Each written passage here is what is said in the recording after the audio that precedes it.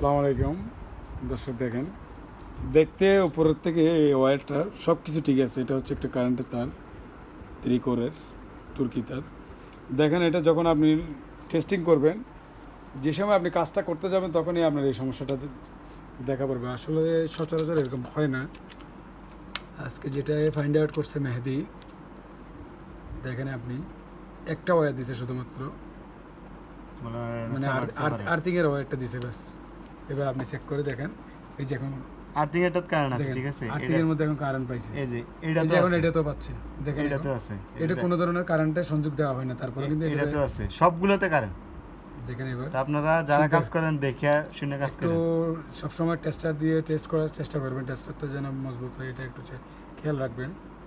ঠিক এই যে আছে, দেখেন অবস্থা, দেখেন আমরা কিন্তু শুধু একটাতে একটা। দিছি, একটাতে এই যে ইউলো গ্রিন যে তারটা এটার ভিতরে দিছি, অন্য একটা তো কিন্তু দেয়নি। দেই নাই, এখানে কিন্তু